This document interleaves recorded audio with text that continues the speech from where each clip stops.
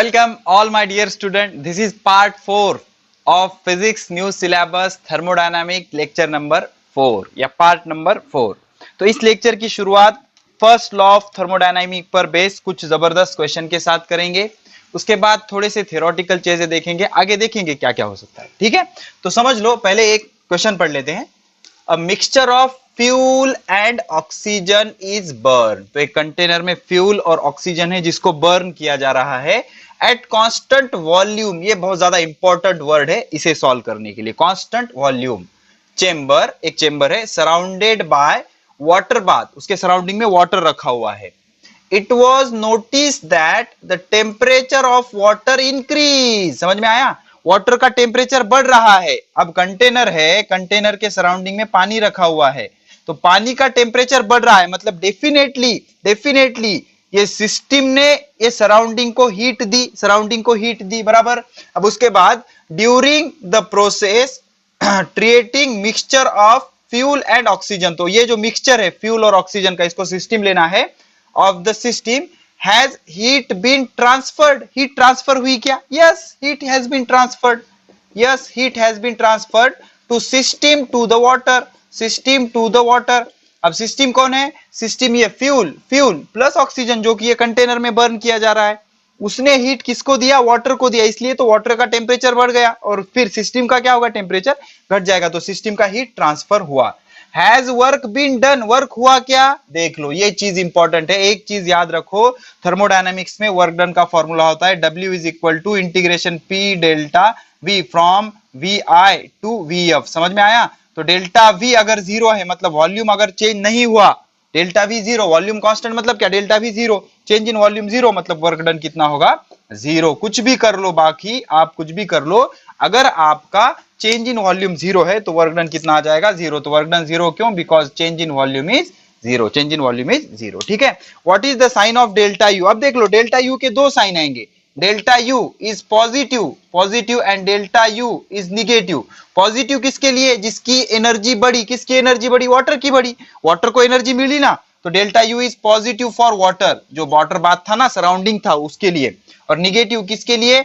System के लिए। अब सिस्टम कौन कौन है? System is combination of fuel plus oxygen जिसको बर्न किया जा रहा है। समझ रहे हो? तो these are the answer of this particular question.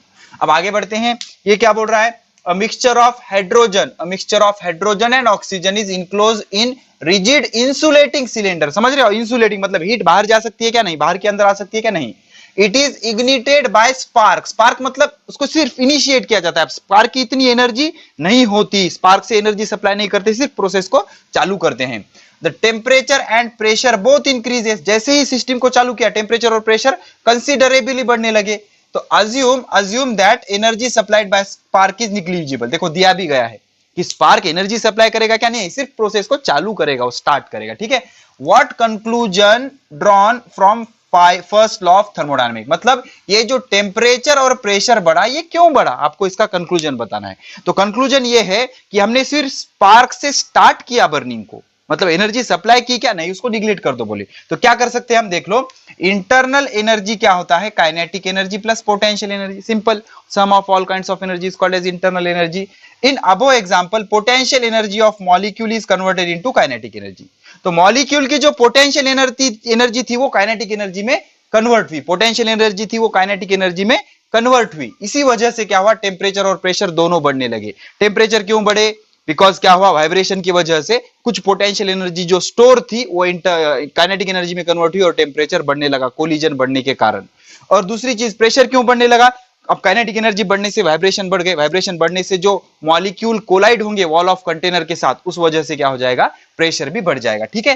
तो पोटेंशियल एनर्जी काइनेटिक एनर्जी में कन्वर्ट हुई। ऐसा क्यों बोलना लग रहा है सर आपको?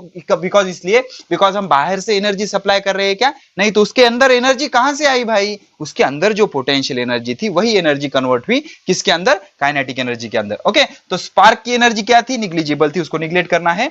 Hence pressure as well as temperature increases. तो प्रेशर और टेम्परेचर बढ़ने का कारण क्या था? कि भाई अंदर की जो पोटेंशियल एनर्जी थी वो कन्वर्ट हुई किसमें? काइनेटिक एनर्जी में, जिसके कारण वाइब्रेशन बढ़ गए। वाइब्रेशन बढ़ने के कारण नंबर ऑफ कोलिजन बढ़े। नंबर ऑफ कोलिजन बढ़ने के कारण हीट बढ़ गई, हीट बढ़ने के कारण टेम्परेचर बढ़ा, टेम्परेचर बढ़ने के कारण इंटरनल एनर्जी बढ़ी, इंटरनल एनर्जी बढ़ने के कारण प्रेशर भी बढ़ गया उसका। ठीक है, तो बाहर से एनर्जी तो हमने सप्लाई नहीं की, फिर भी उसका टेम्परेचर और प्रेशर बढ़ गया। ठीक है, अब ये बहुत इंटरेस्टिंग है। Resistor in water carry electric current, एक करंट कैरिंग रजिस्टर हमने पानी के इसमें रखा हुआ है। Take a resistor as a system, और आपको ये क्वेश्चन आंसर करना है। Does heat flow in resistor, 100% heat flow in resistor, yes. और हमें पता है 10th स्टैंडर्ड में हमने पढ़ा है किसी आर रजिस्टर में टी टाइम के लिए आई करंट पास करोगे तो इसके अंदर हीट कितनी प्रोड्यूस होती है, आई स्क्वायर आर टी, इसको बोलते हैं जूल्स लॉ। कुछ याद आया 10th का या 11th में भी है ये? तो इसमें हीट कितनी प्रोड्यूस होगी, आई स्क्वायर आर टी। कितनी हीट प्रोड्यूस होगी, आई स्क्वायर आर टी। अब इस चैप्टर में हम हीट को कैसे रिप्रेजेंट करते हैं, क्यू से। कैसे, क्यू से। ठीक है, is there flow of heat in water? Yes, there is a flow of heat in water. Definitely there is a flow of heat in water. Why? If temperature of resistor increases due to generation of heat, तो उसकी heat किसको मिलेगी, पानी को मिलेगी। Is there any work done? Yes, there will be a work done if volume of water increases. अगर volume of water increase होगा, water का वॉल्यूम इंक्रीज होगा, एक्सपांड होगा वाटर, तो वहां पर डेफिनेटली क्या होगा, वर्क डन होगा। अब assume state of resistor remains same, apply first law of thermodynamic। अब ऐसे क्यों बोल रहा है, इसके लिए आप एक चीज समझ लो, आगे इस पे हमें न्यूमेरिकल भी बनाना है। आई होप आपने ये चीजें लिख ली है, नहीं लिख लिया तो स्क्रीनशॉट ले ले, या कई बार आप पॉज करके ट्राई करते जाओ। देख लो क्या होता है जब आप सब्सटेंस को हीट देते हो। किसी सब्सटेंस को अगर आपने हीट दी, हीट सप्लाई की, तो सब्सटेंस के साथ दो चीजें हो सकती है, एक तो उसकी स्टेट चेंज होगी या उसका टेम्परेचर बढ़ेगा। स्टेट चेंज होगी या टेम्परेचर बढ़ेगा। तो जब स्टेट चेंज होती है तो उसे कहते हैं लैटेंट हीट। क्या कहते हैं, लैटेंट हीट, लैटेंट हीट। और लैटेंट हीट का फॉर्मूला होता है L इज इक्वल टू, या फिर L is equal to Q by M, heat per unit mass. इसको बोलते हैं स्पेसिफिक लैटेंट हीट। अगर सॉलिड से लिक्विड हो रहा है तो फ्यूजन, लिक्विड से गैस हो रहा है तो वेपराइजेशन। तो हीट का फॉर्मूला क्या होगा, M इंटू L। L मतलब लैटेंट हीट होता है, हमेशा याद रखना। Q is equal to ML, ये फॉर्मूला आएगा। Q मतलब हीट, M मतलब मास, L मतलब लैटेंट हीट। अगर स्टेट चेंज हो रही है तो हीट का फॉर्मूला ये आएगा, और अगर टेम्परेचर चेंज हो रहा है तो हीट का फॉर्मूला आएगा Cm डेल्टा टी, बराबर Cm डेल्टा टी। C मतलब स्पेसिफिक हीट, M मतलब मास, डेल्टा टी मतलब चेंज इन टेम्परेचर। तो टेम्परेचर चेंज करने के लिए ये फॉर्मूला आएगा। ये सारी चीजें हमने 10th में पढ़ी है। किसमें पढ़ी है, 10th में पढ़ी है। तो यहां पर वो क्या बोल रहा है कि भाई स्टेट कांस्टेंट है, स्टेट चेंज हो रही है क्या, नहीं। तो स्टेट चेंज हो रही नहीं हो रही है मतलब ये फॉर्मूला यूज करेंगे क्या, नहीं। तो सिर्फ टेम्परेचर बढ़ रहा है। तो फर्स्ट लॉ ऑफ थर्मोडायनामिक्स क्या होता है, amount of heat supplied use for two purpose, change in internal energy and external work done. तो यहां पर टेम्परेचर चेंज हो रहा है, टेम्परेचर चेंज हो रहा है मतलब फॉर्मूला क्या आएगा, Cm डेल्टा टी, बराबर Cm delta T. Delta U क्या आएगा, change in internal energy, change in sorry amount of heat generated, I am really sorry बच्चों, amount of heat generated, amount of heat generated कितना होगा, I square R T, I square R T is equal to change in internal energy. अब ये जो heat supply होगी इसके वजह से अगर इंटरनल एनर्जी उसकी चेंज होगी तो इंटरनल एनर्जी, टेम्परेचर चेंज होने से क्या होता है, इंटरनल एनर्जी चेंज होती है। तो ये हीट मतलब चेंज इन इंटरनल एनर्जी लिख सकते हैं हम यहाँ पर। क्यों लिख सकते हैं, बिकॉज टेम्परेचर चेंज होने के कारण जितने अमाउंट से टेम्परेचर चेंज हुआ उतने ही अमाउंट से change in internal energy change होगी। बिकॉज हमने पढ़ा है कि internal energy is function of temperature. Temperature बढ़ेगा इंटरनल एनर्जी बढ़ेगी, टेम्परेचर घटेगा इंटरनल एनर्जी घटेगी। तो इंटरनल एनर्जी का फॉर्मूला होता है Cm डेल्टा टी, हमेशा से याद रखना Cm डेल्टा टी। ठीक है, तो चेंज इन इंटरनल एनर्जी कितना आएगी, Cm delta T, Cm delta T plus work done क्या आएगा, P डेल्टा V। क्या आएगा, P delta V। So this is the first law of thermodynamic. आराम से समझ लेना, जो हीट जनरेट हुई that is I square R T according to Joule's law, और चेंज इन इंटरनल एनर्जी का formula Cm delta T. C मतलब specific heat, M मतलब मास, डेल्टा टी मतलब change in temperature. Internal energy depends on temperature, जितने amount से internal energy change होगी उतने ही amount से टेम्परेचर चेंज होता है। और वर्क डन का फॉर्मूला हमें पता है, pressure into change in volume. तो इस तरह से ये फर्स्ट लॉ ऑफ थर्मोडायनामिक के कुछ स्टैंडर्ड न्यूमेरिकल हमने सॉल्व किए।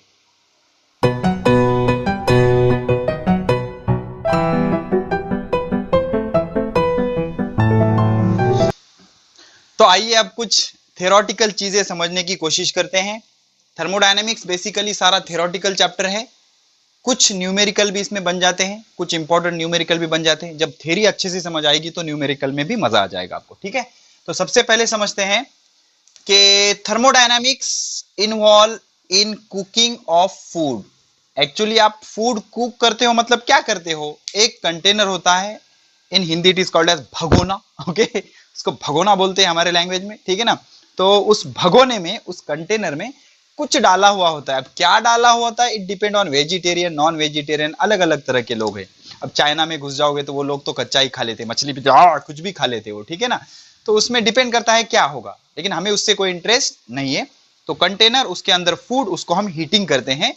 तो हीट करते हैं मतलब थर्मोडायनेमिक्स के एंगल से हम क्या करते हैं, फूड कुक करते हैं। मतलब देख लो, हम फ्यूल को बर्न करते हैं, फ्यूल को बर्न करके एनर्जी सप्लाई करते हैं, एनर्जी सप्लाई होती है, इस वजह से सिस्टम की इंटरनल एनर्जी बढ़ती है, एनर्जी सप्लाई करते हैं ना, तो इंटरनल एनर्जी सिस्टम की, मतलब कंटेनर उसमें फूड होता है, उसमें इंटरनल एनर्जी बढ़ती है, और उस इंटरनल एनर्जी से क्या होता है, वर्क डन ऑन सराउंडिंग। तो सिस्टम क्या करती है, सराउंडिंग पे वर्क डन करती है। तो ये थर्मोडायनेमिक्स के एंगल से कुकिंग का एक्सप्लेनेशन हो गया। हम क्या करते हैं, फ्यूल को बर्न करते हैं, बर्न करके उससे जो हीट होती है वो सिस्टम को देते हैं, सिस्टम को देने के बाद सिस्टम की इंटरनल एनर्जी बढ़ जाएगी, इंटरनल एनर्जी बढ़ जाने के बाद वो वर्क डन करते हैं किस पे, सराउंडिंग पे। सो this is the thermodynamic perspective of cooking of food, this is how cook food is cooked. Okay, thermodynamics के एंगल से समझा हम, ठीक है। अब उसके बाद देखते हैं property of system, property of system या सिस्टम वेरिएबल किसको बोलते हैं। सिस्टम वेरिएबल मतलब pressure, temperature, volume, number of mole, internal energy, enthalpy, entropy, heat, atomic radius, ionic radius, atomic mass, atomic volume. तो ये सारे जो कैरेक्टरिस्टिक्स है सिस्टम से रिलेटेड, उसको बोलेंगे थर्मोडायनामिक प्रॉपर्टी, थर्मोडायनामिक वेरिएबल या सिस्टम वेरिएबल या प्रॉपर्टी ऑफ सिस्टम, ठीक है। तो प्रॉपर्टी ऑफ सिस्टम या सिस्टम वेरिएबल, वेरिएबल मतलब जो चेंज होगा। अब मैथमेटिक्स में हम कौन से वेरिएबल यूज करते हैं, एक्स, वाई, जेड, ओके। ऐसे थर्मोडायनेमिक्स में कौन से वेरिएबल यूज होते हैं, pressure, volume, temperature, number of mole, internal energy. तो ये सारे जो वेरिएबल है ये है ऑब्जर्वेबल कैरेक्टरिस्टिक्स, ऑब्जर्वेबल या measurable characteristics of a system. तो उसको बोलेंगे सिस्टम वेरिएबल, सिस्टम के वेरिएबल। इसको हम चेंज कर सकते हैं ना, तो इसको बोलेंगे सिस्टम वेरिएबल या प्रॉपर्टी ऑफ सिस्टम। तो एनी मेजरेबल जिसको हम मेजर कर सकते हैं, प्रेशर को पास्कल में मेजर करो, वॉल्यूम को मीटर क्यूब में मेजर करो, टेम्परेचर को केल्विन में मेजर करो, एन को मोल में मेजर करो मेरे भाई। ऑब्जर्वेबल कैरेक्टरिस्टिक्स, एनी मेजरेबल मतलब जिसको हम मेजर कर सकते हैं या ऑब्जर्व कर सकते हैं, कैरेक्टरिस्टिक्स मतलब वैशिष्ट्य, उसका जो कैरेक्टरिस्टिक्स होता है, और प्रॉपर्टी, उसकी जो प्रॉपर्टी होती है किसकी, of the system, when the system remains in equilibrium. ये इंपॉर्टेंट है, when the system remains in equilibrium. Equilibrium मतलब रेट सेम होना चाहिए, ना तो वो हीट देना चाहिए ना तो वो हीट लेना चाहिए, मतलब देने और लेने का रेट कैसा होना चाहिए, सेम। नेट लॉस या नेट गेन होना चाहिए क्या, नहीं। ऐसे टाइम पे ये सारे प्रॉपर्टीज मेजर किए जाते हैं, अदरवाइज वो कांस्टेंट रहेंगे क्या, नहीं रहेंगे। तो इसीलिए हम क्या करते हैं, इक्विलिब्रियम पे मेजर करते हैं। आप याद रखना, इक्विलिब्रियम का कॉन्सेप्ट अभी 5 मिनट में सीखेंगे हम। तो एनी मेजरेबल और ऑब्जर्वेबल कैरेक्टरिस्टिक्स और property of the system when the system remains in equilibrium. तो कोई भी मेजरेबल या ऑब्जर्वेबल कैरेक्टरिस्टिक्स जो होता है सिस्टम का इक्विलिब्रियम पे, उसको बोलते हैं सिस्टम वेरिएबल, जैसे कि pressure, volume, temperature, number of moles, ये सारी चीजें, ठीक है। अब ये जो सिस्टम वेरिएबल है ये 4 तरह के हो सकते हैं। ये हो सकते हैं मैक्रोस्कोपिक वेरिएबल, मैक्रोस्कोपिक वेरिएबल मतलब बड़े बड़े, उसका अपोजिट होता है माइक्रोस्कोपिक वेरिएबल। माइक्रो मतलब छोटे छोटे, एक होता है इंटेंसिव वेरिएबल और एक होता है एक्सटेंसिव वेरिएबल। तो चारों को हम डिटेल में पढ़ेंगे। सबसे पहले पढ़ते हैं मैक्रोस्कोपिक वेरिएबल। मैक्रो मतलब बड़े वाले जो बड़े प्रॉपर्टीज होते हैं, उनको बल्क में प्रॉपर्टीज जो मेजर करते हैं उनको बोलते हैं मैक्रोस्कोपिक। मैक्रो मतलब बड़ा। तो bigger properties, bigger variable of system, like जैसे के pressure, volume, temperature, number of mole, density, specific density. अब डेंसिटी होता है मास पर यूनिट वॉल्यूम और स्पेसिफिक डेंसिटी होती है volume per unit mass, 1 divided by density. तो volume per unit mass is called as specific volume. उसको क्या बोलते हैं, स्पेसिफिक वॉल्यूम। तो स्पेसिफिक वॉल्यूम बेसिकली होता क्या है, let me check once. Specific volume क्या होता है, right, volume per unit mass. तो reciprocal of density is called as specific volume. तो स्पेसिफिक वॉल्यूम को कंफ्यूज मत होना, 1 डिवाइडेड बाय डेंसिटी।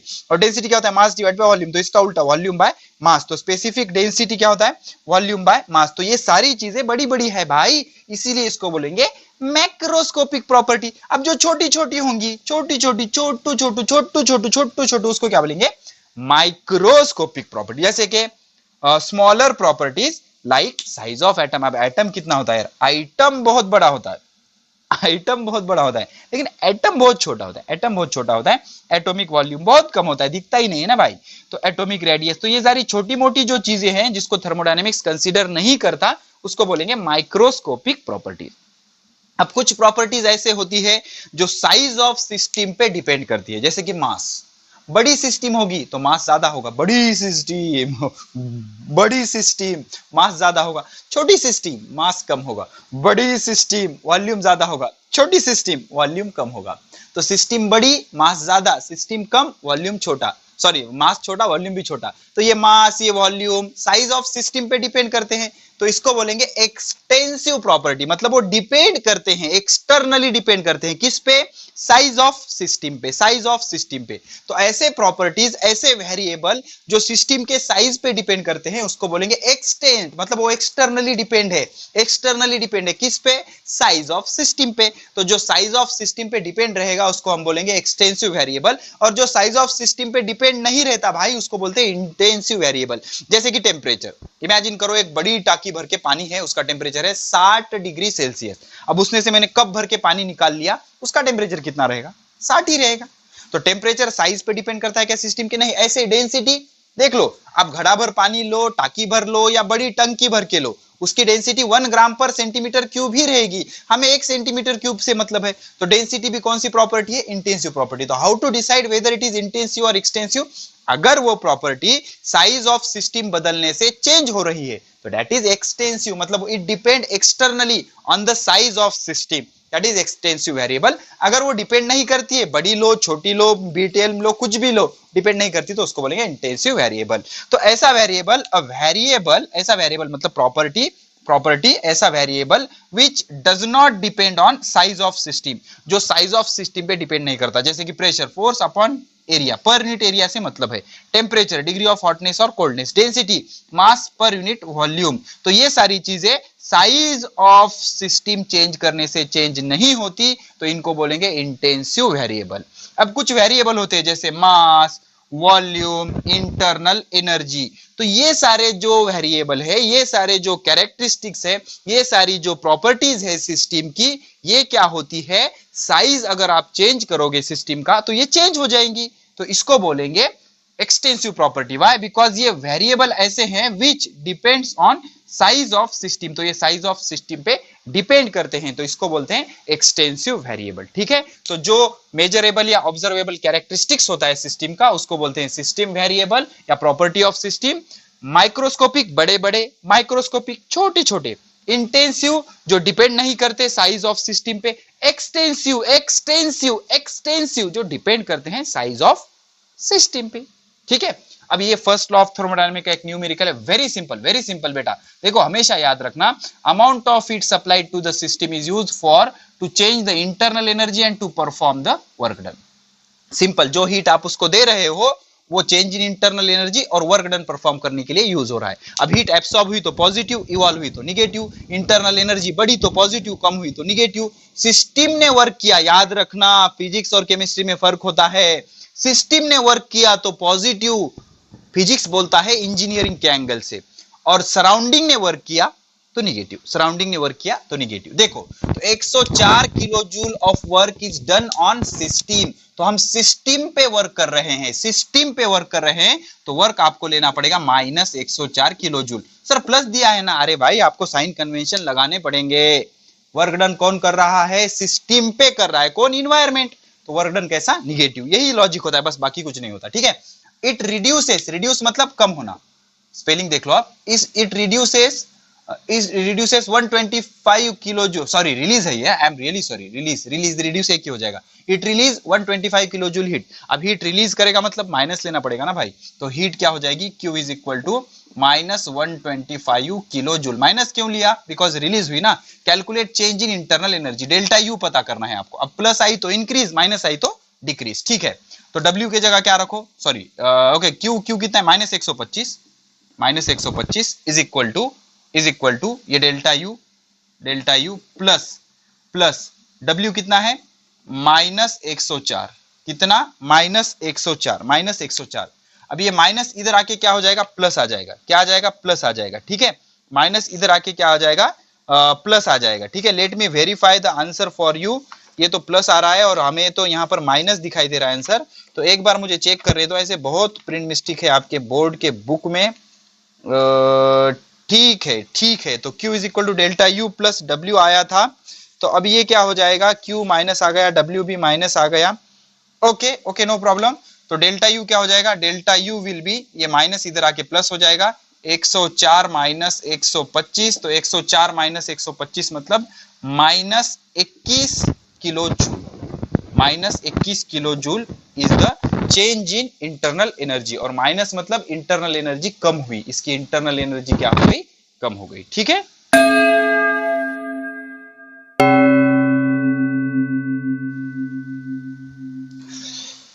तो आइए अब थर्मोडायनामिक्स इक्विलिब्रियम समझते हैं। तो एक चीज याद रखो, सिस्टम के कुछ मेजरेबल प्रॉपर्टीज होते हैं, जैसे pressure, volume, temperature, number of मोल। तो अगर ये 3-4 प्रॉपर्टीज टाइम के हिसाब से चेंज नहीं हो रहे हैं तो उसको बोलेंगे थर्मोडायनामिक इक्विलिब्रियम, उसको बोलेंगे थर्मोडायनामिक इक्विलिब्रियम। कुछ भी चेंज नहीं होना चाहिए उसका, ना तो उसका प्रेशर चेंज हो, ना तो उसका टेम्परेचर चेंज हो, ना तो उसका वॉल्यूम चेंज हो। अब एक चीज याद रखो, जब वॉल्यूम चेंज होता है, अब एक्सपांशन में बढ़ेगा, कंप्रेशन में कम होगा, लेकिन वॉल्यूम चेंज होगा तभी वर्क डन होगा, वॉल्यूम चेंज होगा तभी वर्क डन होगा। टेम्परेचर चेंज होगा तभी इंटरनल एनर्जी चेंज होगी, हीट का लेना देना होगा। और जब प्रेशर हो गया, वॉल्यूम हो गया, टेम्परेचर, वॉल्यूम, वॉल्यूम हो गया, टेम्परेचर हो गया, प्रेशर, प्रेशर कम ज्यादा होने पर भी चेंजेस अंदर आ जाएंगे सिस्टम के अंदर। ठीक है, तो सारे प्रॉपर्टीज अगर टाइम के हिसाब के उसके कांस्टेंट रहते हैं तो उसको बोलेंगे थर्मोडायनामिक इक्विलिब्रियम। क्या बोलेंगे, थर्मोडायनामिक इक्विलिब्रियम। लेकिन सपोज क्या हो रहा है, कुछ इक्विलिब्रियम है जिसमें ना तो सिस्टम सराउंडिंग पे वर्क कर रही है, ना ही सराउंडिंग सिस्टम पे, मतलब ना तो सिस्टम इन्वायरमेंट पे वर्क कर रही है, ना तो इन्वायरमेंट सिस्टम पे वर्क कर रहा है। ऐसा कब होगा, जब उसका वॉल्यूम कांस्टेंट होगा। जब उसका वॉल्यूम कांस्टेंट होगा तो वॉल्यूम कांस्टेंट होने पर ना तो सिस्टम अपने ऊपर वर्क करने देगी, ना ही वो खुद वर्क करेगी। तो ऐसा होने के लिए फोर्स कितना चाहिए, जीरो। अनबैलेंस्ड फोर्स कितना चाहिए, जीरो चाहिए। या प्रेशर कितना चाहिए, जीरो चाहिए, या कांस्टेंट चाहिए। प्रेशर कैसा चाहिए, कांस्टेंट चाहिए। अनबैलेंस फोर्स जीरो चाहिए या प्रेशर कांस्टेंट चाहिए, तभी क्या हो जाएगा, ना तो सिस्टम अपने ऊपर वर्क करने देगी, ना तो वो खुद वर्क करेगी। ठीक है, तो इसकी सिंपल सी डेफिनेशन आती है केमिस्ट्री में, if no work is done on the system and by the system, ना तो वो खुद पे करने देगी, ना वो खुद करेगी। मैं तो खाने भी नहीं दूंगा और खाऊंगा भी नहीं, ऐसी बात हो गई। वो तुकाराम मुंडे बहुत ऑनेस्ट IAS ऑफिसर, ना खुद खाऊंगा ना किसी को खाने दूंगा, उस टाइप में। तो ना खुद वर्क करूंगा ना दूसरों को करने दूंगा, ऐसा अगर होगा तो उसको बोलेंगे मैकेनिकल इक्विलिब्रियम। तो देख लो, a system is said to be in mechanical equilibrium. तो सिस्टम मैकेनिकल इक्विलिब्रियम में ऐसा कब बोल सकते हैं हम, एक तो ये सिचुएशन होनी चाहिए या फिर ये सिचुएशन होनी चाहिए, दोनों का मीनिंग एक ही होगा। When there are no unbalanced force, हमेशा याद रखना, it is not force responsible for work done, it is unbalanced force responsible for work done। देखो ये पेन है, पेन है, ओके। तो ये पेन को मैं क्या कर रहा हूं, दोनों तरफ से 5-5 न्यूटन फोर्स लगा रहा हूं, तो पेन मूव होगी क्या, नहीं, ये बैलेंस फोर्स है। तो बैलेंस फोर्स, फोर्स तो लगाया मैंने, लेकिन बैलेंस थे, वर्क हो रहा है क्या, नहीं, क्यों, डिस्प्लेसमेंट ही नहीं हुआ ना। ये 5 एक दूसरे को कैंसिल हो जाएंगे, लेकिन सिर्फ 5 लगाऊंगा तो ये आगे जाएगा, तो ये अनबैलेंस फोर्स है। तो अनबैलेंस फोर्स की वजह से डिस्प्लेसमेंट होगा और हमारे सिस्टम में एक्सपांशन या कॉम्प्रेशन होगा, जिसके वजह से वॉल्यूम चेंज होगा, और वॉल्यूम जब तक चेंज होगा तब तक ही वर्क डन होगा। कितना भी फोर्स लगा लो, अगर वॉल्यूम ही चेंज नहीं हो रहा है तो वॉल्यूम चेंज कब नहीं होगा, जब बैलेंस फोर्स होंगे। बैलेंस फोर्स होंगे तो वॉल्यूम चेंज नहीं होगा, बैलेंस फोर्स होंगे, वॉल्यूम चेंज नहीं होगा, तो वर्क डन भी जीरो होगा। तो ना तो वर्क डन करेगा ना करने देगा, तो उसको बोलेंगे सिस्टम मैकेनिकल इक्विलिब्रियम में। ठीक है, तो when there are no unbalance force within the system and between system and surrounding. तो सिस्टम के अंदर भी अनबैलेंस फोर्स नहीं है, मतलब वो सराउंडिंग पे वर्क करेगा क्या, नहीं। और सराउंडिंग और सिस्टम के बीच में भी अनबैलेंस फोर्स नहीं है, मतलब सराउंडिंग सिस्टम पे वर्क करेगी क्या, नहीं, मतलब ये वर्क करेगा भी नहीं और करने देगा भी नहीं। ऐसा होगा तो उसको बोलेंगे mechanical equilibrium. It is related with work, it is related with work, हमेशा याद रखना। ना तो वर्क करूंगा ना करने दूंगा, तो उसको बोलेंगे मैकेनिकल इक्विलिब्रियम। या फिर a system is said to be in mechanical equilibrium when the pressure in the system is same throughout the system and does not change with time। तो through out the system pressure same रहेगा। अगर pressure same रहेगा तो volume change होगा क्या? नहीं। Pressure अगर अलग होगा, यहाँ का प्रेशर ज्यादा है, यहाँ का प्रेशर कम है, तो ज्यादा से कम के तरफ कुछ फ्लो होगा ना, ठीक है ना। तो प्रेशर अगर कांस्टेंट रहेगा तो एक्सपांशन भी नहीं होगा और कंप्रेशन भी नहीं होगा। तो इसको क्या बोलेंगे हम? Mechanical equilibrium. तो मैकेनिकल इक्विलिब्रियम किसको कहते हैं?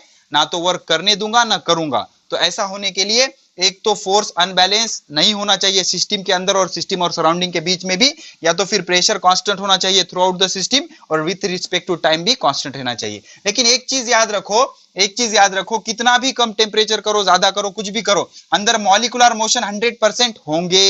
लेकिन अगर टाइम ड्यूरेशन ज्यादा होगा, ऑब्जर्वेशन का टाइम ज्यादा होगा, तो ऑन एन एवरेज उसकी मोशन हम निगलेक्ट कर सकते हैं, ठीक है ना। तो ये इस तरह से होता है। अगर ये फॉलो हुआ तो इसको बोलेंगे मैकेनिकल इक्विलिब्रियम, बाकी का लेना देना नहीं।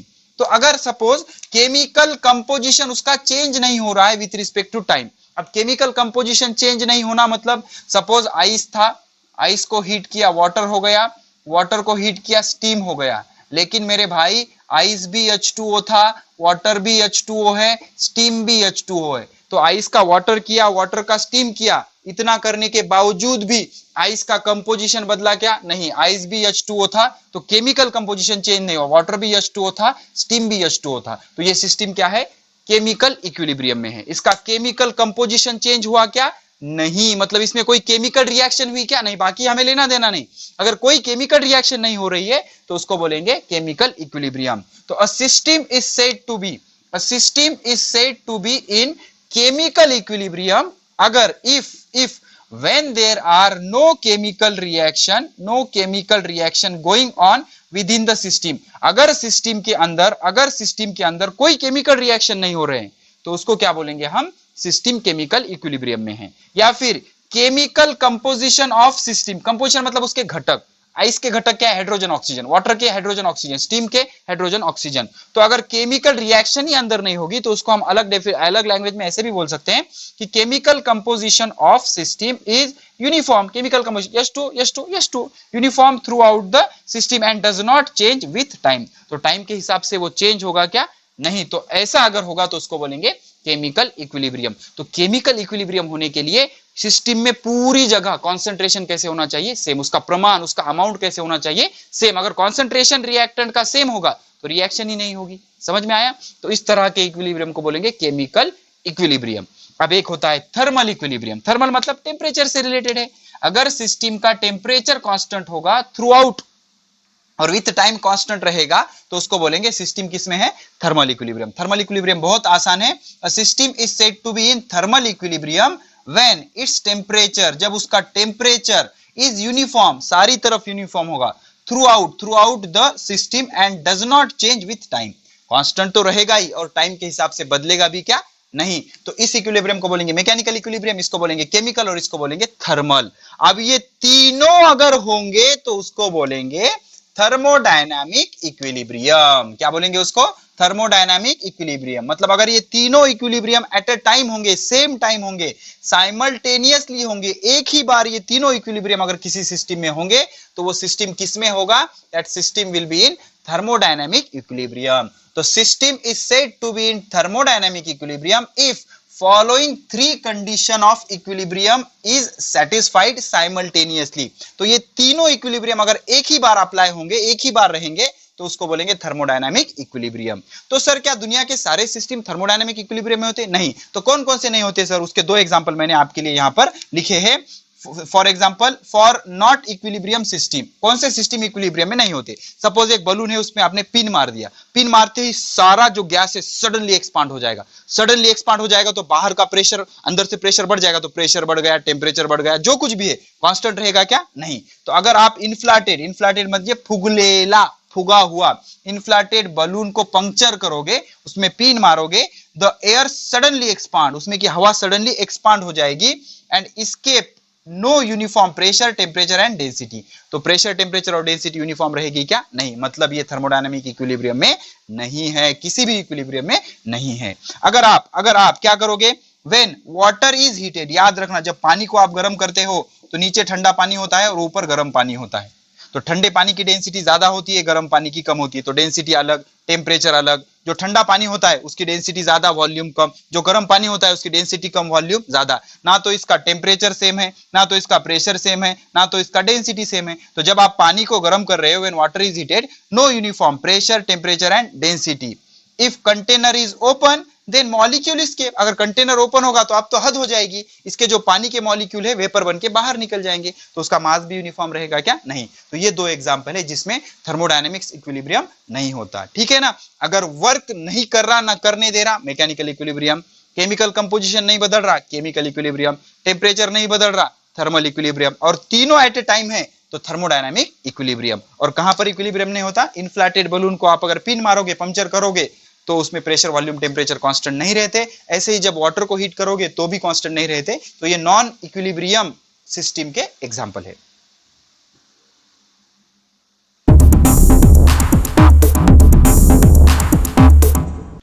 अब इसके बाद थर्मोडायनामिक स्टेट वेरिएबल और इक्वेशन ऑफ स्टेट हम पढ़ेंगे।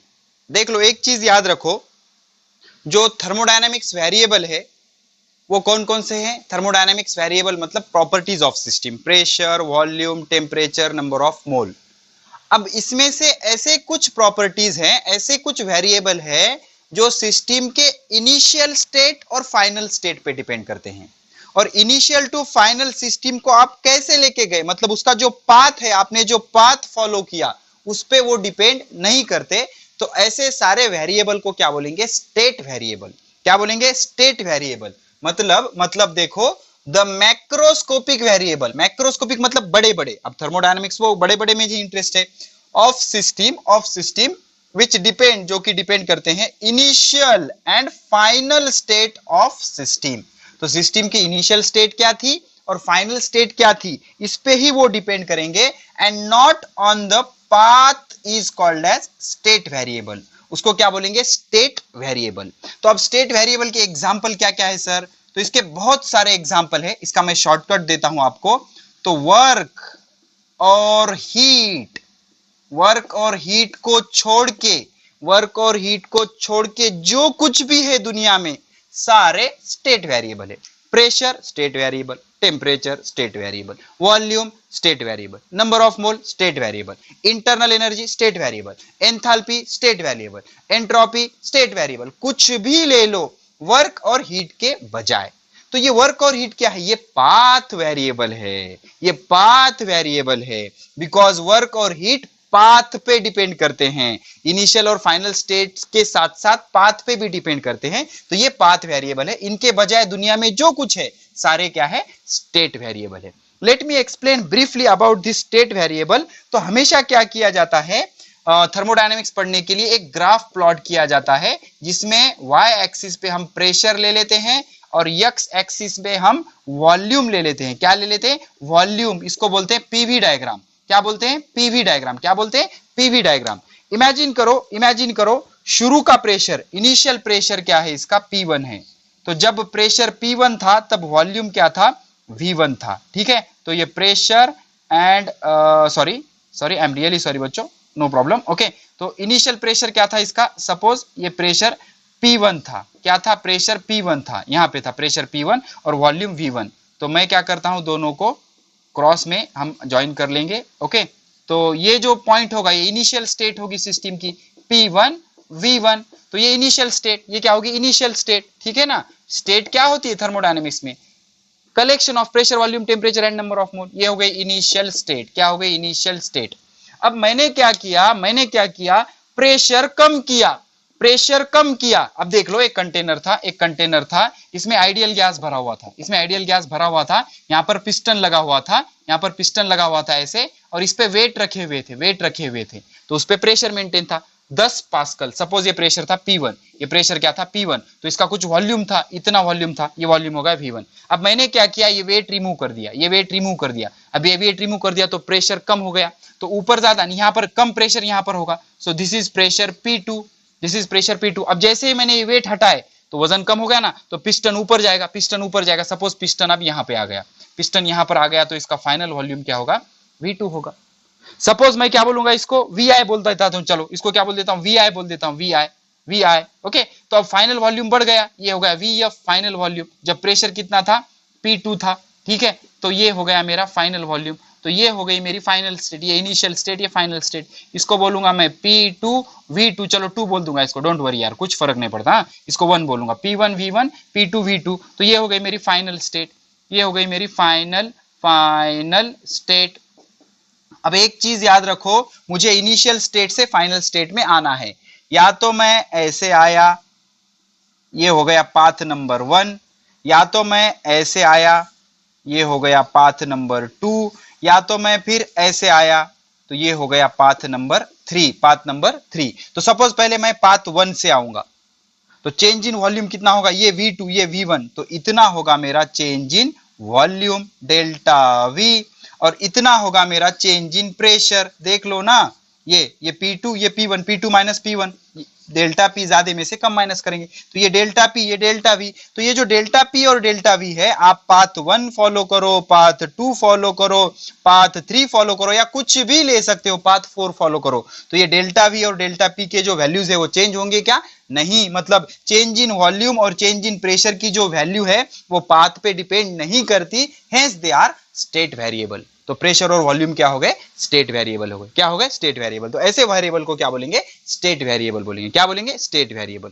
तो ऐसे जो स्टेट वेरिएबल होते हैं, इन स्टेट वेरिएबल्स में मैथमेटिकल एक रिलेशन दिया जाता है, जो आइडियल गैस इक्वेशन के नाम से भी हमने काइनेटिक थ्योरी ऑफ गैसेस में पढ़ा है, या हम आगे पढ़ेंगे वो चैप्टर में, ठीक है। तो उसको बोलेंगे equation of state, equation of state. अब किसी स्टेट को डिटरमाइन करना है तो आपको कलेक्शन देना पड़ेगा, pressure, volume, temperature, number of मोल का। तो ये वेरिएबल है, ये सिस्टम के वेरिएबल है। ये वेरिएबल के दो कैरेक्टरिस्टिक्स है, एक तो ये वेरिएबल स्टेट है, स्टेट मतलब सिर्फ इनिशियल और फाइनल स्टेट पे डिपेंड करेंगे, पाथ पे डिपेंड नहीं करेंगे, और ये मैक्रोस्कोपिक है, और ये मैक्रोस्कोपिक है, और ये स्टेट डिफाइनिंग वेरिएबल है। इनके कलेक्शन को क्या बोलेंगे? State of system. क्या बोलेंगे? State of system. तो इनके अंदर का जो मैथमेटिकल रिलेशन होता है, उस मैथमेटिकल रिलेशन को बोलते हैं इक्वेशन ऑफ स्टेट। और क्या होता है वो मैथमेटिकल रिलेशन?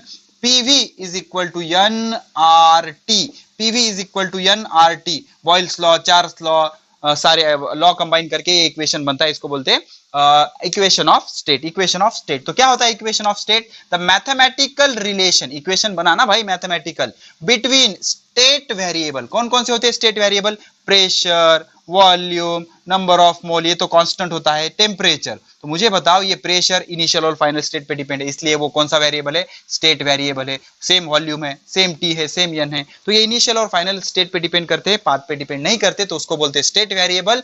तो स्टेट वेरिएबल लाइक जैसे कि pressure, volume, temperature, amount of substance या number of mole is called as equation of state. तो ये P क्या होता है? प्रेशर होता है, प्रेशर होता है। इसको कई बार एटमॉस्फेयर में मेजर करते हैं, और हमेशा याद रखना, एक एटमॉस्फेयर मतलब 760 millimetre of Hg, mercury metre होता है ना जिससे प्रेशर मेजर करते हैं, उस पे कितनी रीडिंग दिखाता है वो? 707 मिलीमीटर या 76 सेंटीमीटर अगर रीडिंग दिखाएगा तो उसको एक एटमॉस्फेयर बोलेंगे। अगर इसको पास्कल में करोगे तो 1.013 गुणिले 10⁵ न्यूटन मीटर स्क्वायर, या फिर इसको क्या बोलते हैं? पास्कल। क्या बोलते हैं? पास्कल। तो हमेशा याद रखना, एटमॉस्फेयर को आपको पास्कल में कन्वर्ट करना पड़ेगा। V क्या होता है? वॉल्यूम। क्या होता है? वॉल्यूम। और हमेशा याद रखना, वॉल्यूम लीटर में मेजर करेंगे, लीटर का मीनिंग होता है डेसीमीटर क्यूब। लीटर का मीनिंग क्या होता है? डेसीमीटर क्यूब, ठीक है। अब उसके बाद N होता है number of mole, number of mole. N क्या होता है? Number of mole. R क्या होता है? Gas constant. क्या होता है? Gas constant. और गैस कांस्टेंट की वैल्यू क्या होती है? 8.314 जूल पर केल्विन पर मोल, बराबर। उसके बाद ये जो गैस कांस्टेंट होता है, this is the multiplication of Boltzmann constant and Avogadro's number. Boltzmann constant and Avogadro's number. Boltzmann constant कितना होता है? 1.38 into 10 to the power -23। Avogadro's number कितना होता है? 6.023 इंटू 10 टू द पावर 23। ऐसा रॉकेट की तरह आपका नॉलेज होना चाहिए, एकदम क्लीन, ठीक है। तो ये हो गया बोल्ट्जमान कांस्टेंट, ये होगा एवोगाड्रोस नंबर। और T क्या होता है? Absolute temperature. एब्सोल्यूट टेम्परेचर मतलब सर, एब्सोल्यूट टेम्परेचर मतलब जो केल्विन में मेजर करते हैं, केल्विन का टेम्परेचर, उसको बोलेंगे एब्सोल्यूट टेम्परेचर। तो ये जो इक्वेशन बना, इसको बोलेंगे इक्वेशन ऑफ स्टेट। तो सिंपल सा लॉजिक है, जो वेरिएबल इनिशियल और फाइनल स्टेट पे डिपेंड करेंगे सिस्टम के, उसको बोलेंगे स्टेट वेरिएबल। और वर्क और हीट को छोड़ के दुनिया के सारे वेरिएबल, सारे प्रॉपर्टीज स्टेट वेरिएबल है। और जो स्टेट वेरिएबल्स होते हैं, जो स्टेट डिटरमाइन करते हैं किसी भी सिस्टम का, उसके अंदर का जो मैथमेटिकल रिलेशन होता है, that is PV is equal to NRT, उसको बोलेंगे equation of state.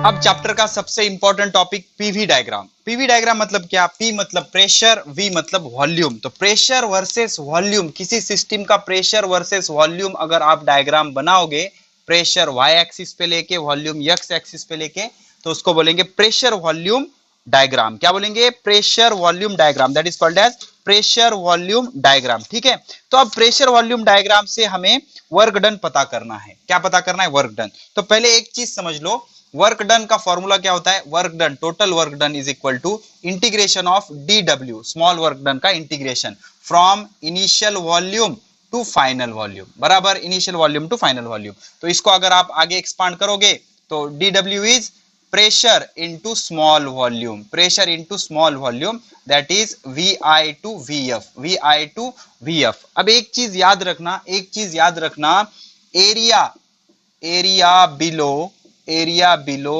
The pressure volume graph, area below the pressure volume graph gives work done. क्या देता है वो? Work done. अब कैसे प्रूफ करोगे इसको? डायमेंशनल एनालिसिस से हम इसको प्रूव करेंगे। जो एरिया होता है below pressure volume graph gives work done. तो एक चीज याद रखो, इमेजिन करो ये एक ग्राफ है, ये इधर हमने ले लिया प्रेशर, इधर हमने ले लिया वॉल्यूम। ओके, तो ये कुछ इस तरह का ग्राफ है, इसको रैंडम ग्राफ है, कुछ रैंडम ग्राफ है। ठीक है, तो ये इसका इनिशियल वॉल्यूम है V1 और ये इसका फाइनल वॉल्यूम है V2, ये इसका फाइनल वॉल्यूम है V2। तो आपसे बोला गया है कि इस ग्राफ का एरिया पता करो, इस ग्राफ के नीचे का एरिया पता करो। तो इस ग्राफ के नीचे का एरिया इतना सारा आ जाएगा। तो अब इसके ग्राफ के, अभी ये कोई फिक्स शेप है क्या? Square, rectangle? नहीं। तो इसका ग्राफ का एरिया निकालने के लिए हम इंटीग्रेशन का टर्म यूज करते हैं। अब हम क्या करते हैं? इसके छोटे छोटे टुकड़े करते हैं, छोटे छोटे टुकड़े करते हैं, इतने छोटे छोटे टुकड़े करते हैं, इतने छोटे छोटे टुकड़े करते हैं कि क्या होगा? एक टुकड़ा रेक्टेंगल का काम करेगा, एक टुकड़ा रेक्टेंगल का काम करेगा। ठीक है, और इस टुकड़े पे प्रेशर जो होगा ऑलमोस्ट कांस्टेंट रहेगा। यहाँ पे तो प्रेशर वेरिएबल दिख रहा है ना, लेकिन इतने छोटे से इंटरवल, इतना छोटा इंटरवल लेंगे कि यहाँ पर प्रेशर कैसे होगा? कांस्टेंट होगा। तो ये हो गया P, और ये छोटी सी इंटरवल इसको बोलते हैं डीवी। क्या बोलते हैं? डीवी। तो अब क्या करेंगे? तो यहाँ का जो प्रेशर है, ये जो इतना है, ये इतना है, दिस इज द प्रेशर, ये इतना, ये इसका प्रेशर हो जाएगा, कांस्टेंट प्रेशर हो जाएगा P। ओके, ये P, अब ये इतने इंटरवल में P कांस्टेंट है इसका, ये हो जाएगी इसकी लेंथ और ये हो जाएगी इसकी ब्रेथ। तो ये छोटे से पोर्शन का एरिया क्या होगा? लेंथ इंटू ब्रेथ, बराबर। लेंथ क्या है? P, ब्रेथ क्या है? dV। लेंथ इंटू ब्रेथ, छोटा सा एरिया होगा। अब मुझे क्या करना है? टोटल एरिया निकालना है। टोटल एरिया, तो टोटल एरिया कैसे निकालोगे? टोटल एरिया हम इसका इंटीग्रेशन ले लेंगे। कहां से कहां तक? V1 से V2 तक, या इसको ऐसे बोल लो VI से VF तक, initial volume to final volume. तो initial volume to final volume, तो ये क्या हो गया? Area below the graph, area below the graph. This is the formula of area below the pressure volume graph, this is the formula of area below pressure volume graph. अब इसको dimensionally check करते हैं, ठीक है। देख लो क्या आ जाएगा? Integration from VI to VF P into dV, बराबर P इंटू डीवी। इंटीग्रेशन के कोई डायमेंशन नहीं होते। तो प्रेशर क्या होता है? Pressure is force upon area, और volume is volume, no problem, DV, volume is volume. अब फोर्स का यूनिट क्या होता है? फोर्स का यूनिट होता है न्यूटन, बराबर। एरिया का यूनिट होता है मीटर स्क्वायर, और वॉल्यूम का यूनिट होता है मीटर क्यूब। तो मीटर स्क्वायर से मीटर क्यूब सारा कट गया। अब क्या हो गया? न्यूटन मतलब फोर्स, इंटू मीटर मतलब डिस्प्लेसमेंट, फोर्स इंटू डिस्प्लेसमेंट। तो फोर्स इंटू डिस्प्लेसमेंट क्या होता है? वर्क। या तो फिर डायमेंशन से पता करो, फोर्स के डायमेंशन क्या होते हैं? L1 M1 T-2, बराबर, डिवाइडेड बाय एरिया के डायमेंशन क्या होते हैं? L2, और वॉल्यूम के डायमेंशन क्या होते हैं? वॉल्यूम के डायमेंशन होते हैं L3, बराबर, L3। तो क्या हो जाएगा? ये 2 से कैंसिल हो जाएगा, यहाँ पर एक बचेगा, एक और एक 2, क्या आ जाएंगे? L2 M1 T-2। सबको पता है L2 M1 T-2 is the dimension of work, समझ रहे हो? तो प्रेशर इंटू वॉल्यूम क्या होता है? वर्क होता है। तो हमेशा याद रखना, जो area below the pressure volume graph होगा, that will give you the work. तो area below pressure volume graph gives you the work. तो प्रेशर वॉल्यूम ग्राफ के नीचे का जो एरिया होता है वो क्या होता है? वर्क होता है, और ये प्रोसीजर से वो फाइंड आउट किया जाता है। समझ गए आप? ठीक है, तो अब देख लो कितने तरह का वर्क हो सकता है? 3 तरह का वर्क हो सकता है। पहला तो positive work with varying pressure, negative work with varying pressure, positive work with constant pressure. ठीक है, तो सबसे पहले वर्क पॉजिटिव करेंगे विथ वेरिंग प्रेशर। तो पॉजिटिव वर्क के लिए आपको एक्सपांशन करना पड़ेगा। इमेजिन करो हमने एक कंटेनर ले लिया, ओके। अब इसमें एक गैस भर दिया और इसको वेटलेस, मासलेस, फ्रिक्शनलेस पिस्टन से इनक्लोज कर दिया। अब इसमें गैस भरा हुआ है, इसका जो इनिशियल वॉल्यूम है वो है V1 और इसका जो इनिशियल प्रेशर है वो है P1। तो आपको वर्क कैसे चाहिए? पॉजिटिव। आप सबको पता है पॉजिटिव वर्क कब होगा? एक्सपांशन में होगा। कब होगा? एक्सपांशन में होगा। ठीक है, तो मैंने यहां पर क्या किया, वेट ऑलरेडी रखे हुए हैं। वेट रखने के बाद ये यहां पर है, ओके। तो प्रेशर मेरा बहुत ज्यादा है। अब मैं इसके ग्राफ ड्रॉ करने की शुरुआत करूंगा। ठीक है, अब मुझे दो एक्सिस लेने पड़ेंगे। ये ले लिए मैंने दो एक्सिस। अब मैं क्या बोलूंगा? इस एक्सिस को बोलूंगा मैं प्रेशर एक्सिस, इसको बोलूंगा वॉल्यूम एक्सिस। ये प्रेशर एक्सिस, ये वॉल्यूम एक्सिस। तो शुरू में मेरा प्रेशर बहुत ज्यादा है, तो ज्यादा मतलब ऊपर लिखना पड़ेगा मुझे। तो ये हो गया मेरा प्रेशर P1। तो जितना प्रेशर ज्यादा होगा उतना वॉल्यूम कम होगा, मतलब वॉल्यूम मेरा कम है। तो ये हो गया मेरा V1। तो मैं इसको मार्क कर लूंगा, ऐसे मार्क कर लूंगा। इसको इनिशियल स्टेट बोलूंगा। ये हो गई P1 V1। क्या हो गई? P1 V1। अब मैं क्या करूंगा? मुझे पॉजिटिव वर्क करना है ना, तो मैं ये रिमूव कर दूंगा। ये जो वेट्स है ये रिमूव कर दूंगा। ये जैसे मैंने रिमूव कर दिया, अब इसका प्रेशर कम हो गया। तो गैस एक्सपांड होने लगेगा। तो गैस एक्सपांड होके सपोज ये यहां तक आ गया, ये हमारा पिस्टन सेकंड कंडीशन में। अब हमारा वॉल्यूम बन गया V2। अब हमारा प्रेशर क्या है? P2। अब पहले से प्रेशर कम है तो इसका कम प्रेशर यहां पर आ जाएगा। इसका कम प्रेशर सपोज इतना नहीं, इतना ले लेंगे हम, चलो यहां पर आ जाएगा P2। अब इसका जो वॉल्यूम होगा वो बढ़ जाएगा, ये आ जाएगा V2। ठीक है, तो इसको मैं मार्क कर लेता हूं। तो ये मेरी फाइनल स्टेट आ गई P2। तो मुझे कहां से कहां जाना है? P1 V1 से P2 V2। तो मैं इस तरह चला जाऊंगा। ठीक है, अब मुझे ये P1 V1 से कहां तक जाना पड़ा? P2 V2 तक। तो ये जो इस ग्राफ के नीचे का एरिया है, this area give me the work. तो ये P1 V1 से P2 V2 तक कितना वर्क करना पड़ा? ये जो एरिया है, this area below the graph give me the work. इस पे के बहुत न्यूमेरिकल है, आगे न्यूमेरिकल सेक्शन में हम सॉल्व करेंगे, टेंशन मत लेना। तो याद रखना पॉजिटिव वर्क कब होगा? जब एक्सपांशन होगा। अब क्यों होगा पॉजिटिव वर्क? देख लो, अब सिंपली समझो। तो स्मॉल वर्क डन या फिर वर्क डन, ओके। तो वर्क डन क्या होता है? Work done is equal to P delta V, ऐसे याद रखो, P डेल्टा V। तो P डेल्टा V मतलब V2 माइनस V1। तो अब यहां पर याद रखो, प्रेशर तो वेरिएबल है ना, देखो प्रेशर चेंज हो रहा है P1 से P2 तक। अब एक चीज याद रखो, यहां पर जो V2 है, सपोज यहां पर 10 है, यहां पर 2 है, तो V2 is greater than V1। तो V2 ज्यादा है, V1 कम है, मतलब ये पॉजिटिव होगा, ये ऑलरेडी पॉजिटिव। तो वर्क डन कैसे होगा? यहां पर पॉजिटिव होगा। ठीक है, तो एक्सपांशन में वर्क डन कैसे होगा? पॉजिटिव होगा। कैसे होगा? पॉजिटिव। अब इसके एकदम रिवर्स करेंगे। यहां पर हमें क्या करना है? Negative work with varying pressure. तो निगेटिव करने के लिए कॉम्प्रेशन करना पड़ेगा। क्या करना पड़ेगा? कॉम्प्रेशन करना पड़ेगा। अब कॉम्प्रेशन करने के लिए क्या करेंगे? हम एक कंटेनर ले लेंगे। अब ऑलरेडी इसका प्रेशर कम है, मतलब इसका मुझे वॉल्यूम ज्यादा बताना पड़ेगा। ये इसका वॉल्यूम है, ओके। तो ये इसका वॉल्यूम क्या हो जाएगा? इसका वॉल्यूम हो जाएगा V1। ये वॉल्यूम क्या है? इसका V1 है। ठीक है, let me plot the graph for pressure versus volume. तो ये मेरा ग्राफ हो गया, दो एक्सिस हो गए। इस एक्सिस पे मैं प्रेशर ले लूंगा, इस एक्सिस पे मैं वॉल्यूम ले लूंगा।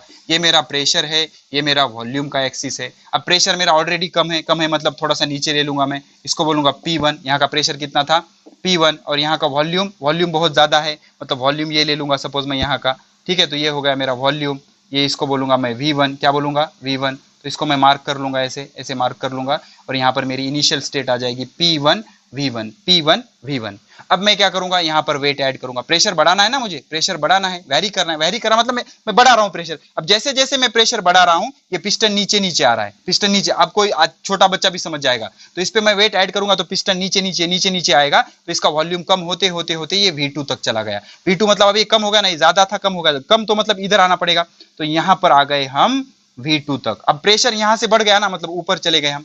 ये हो गया P2। अब ये दोनों को जोड़ देंगे हम, ठीक है। तो ये मेरी फाइनल स्टेट P2 V2 समझ रहे हो? तो ये इनिशियल स्टेट थी, ये फाइनल स्टेट थी। तो मैं यहां से यहां आया, समझ रहे हो? यहां से यहां आया तो मुझे मेरी डायरेक्शन इस तरह से रिप्रेजेंट करनी पड़ेगी। अब वर्क डन कितना हुआ, तो ये जो है ये जो है ये जो है ये जो है ये जो है ये मेरा वर्क डन होगा। Area below the graph, area below the graph is my work done. क्या होगा, वर्क डन होगा। अब यहां से अच्छे से ऑब्जर्व करो, वर्क डन क्या होता है, work done is equal to P delta V. तो work done is equal to P V2 minus V1। अब देख लो यहां पर V2 है, यहां पर V1 है, तो लेफ्ट साइड में कम होता है ना, ये 2 होगा ये 10 होगा, तो V2 कम है, V2 कम है, V1 ज्यादा है, तो वर्क डन कैसे होगा, निगेटिव। वर्क डन कैसे होगा, निगेटिव। तो याद रखो, याद रखो, ऐसे घूम रहे हो, ऐसे घूम रहे हो, तो work done negative. Work done negative मतलब किधर जा रहे हो आप देख लो, क्लॉकवाइज। क्लॉकवाइज कैसे जा रहे हो, क्लॉकवाइज, समझ रहे हो। तो अगर आप क्लॉकवाइज जा रहे हो तो वर्क डन निगेटिव, अगर आप एंटी क्लॉकवाइज जा रहे हो, एंटी क्लॉकवाइज जा रहे हो तो वर्क डन पॉजिटिव। याद रखना, एंटी क्लॉकवाइज में वर्क डन पॉजिटिव। ओके, आगे काम आएगा ये। एंटी क्लॉकवाइज में वर्क डन पॉजिटिव, और ये क्लॉकवाइज ऐसे घूम रहा है ना, ऐसे क्लॉक की तरह, तो क्लॉकवाइज में निगेटिव। क्लॉकवाइज में निगेटिव वर्क होगा, क्लॉकवाइज में निगेटिव। ठीक है, अब प्रेशर कांस्टेंट रहेगा, प्रेशर कांस्टेंट रहेगा तो work done positive. Okay, positive work with constant pressure कैसे आएगा देख लो, दो ग्राफ लेने पड़ेंगे, ये प्रेशर ये वॉल्यूम। ओके, तो प्रेशर मेरा कांस्टेंट है। ओके, तो इनिशियली मैं वॉल्यूम ले लूंगा V1 जब मेरा प्रेशर था P। ओके, ये P है सपोज, तो ये मेरा पॉइंट हो गया पहला। ओके, अब मेरा वॉल्यूम है V2 लेकिन प्रेशर चेंज हुआ क्या, नहीं, तो स्ट्रेट लाइन आ जाएगी, स्ट्रेट लाइन आ जाएगी parallel to volume axis. Parallel to volume axis मतलब उसका प्रेशर चेंज हुआ क्या, नहीं, यहाँ पर भी प्रेशर P था, यहाँ भी P था, यहाँ भी P था, यहाँ भी P था, यहाँ भी P था। तो प्रेशर वॉल्यूम के ग्राफ का नीचे का जो एरिया है, नीचे का जो एरिया है वो क्या आ जाएगा, pressure into change in volume. तो अगर प्रेशर कांस्टेंट होगा तो सीधा सीधा वर्क डन क्या आएगा, W is equal to P into delta V, तो that is P into V2 minus V1। अब छोटा बच्चा भी बता सकता है, ये एक्सपांशन करना पड़ेगा हमें, क्या करना पड़ेगा, एक्सपांशन करना पड़ेगा प्रेशर कांस्टेंट रखते हुए, इंटरनल एनर्जी यूज करके उसके मदद से। ठीक है, तो ऐसे अगर आप करोगे तो यहाँ पर देख लो V2 ज्यादा है V1 कम है, तो V2 is greater than V1, तो V2 ज्यादा V1 कम मतलब वर्क डन कैसे होगा, पॉजिटिव होगा। कैसे होगा, पॉजिटिव होगा। समझ रहे हो, वर्क डन कैसे होगा, पॉजिटिव होगा। ठीक है ना, तो ये भी नॉर्मली कैसे कैसे कंसीडर कर सकते हो, इसको आप कंसीडर कर सकते हो एंटी क्लॉकवाइज। तो एंटी क्लॉकवाइज में वर्क डन कैसे होगा, पॉजिटिव, और क्लॉकवाइज में कैसे होगा, निगेटिव। ऐसे आप लॉजिकली इसको समझ सकते हो। So this is all about graphical representation या PV diagram in expansion, compression and constant work. तो यहां पर प्रेशर कैसे था, कांस्टेंट था। ठीक है, तो ये सारे एक्सप्लेनेशन हो गए पीवी डायग्राम के।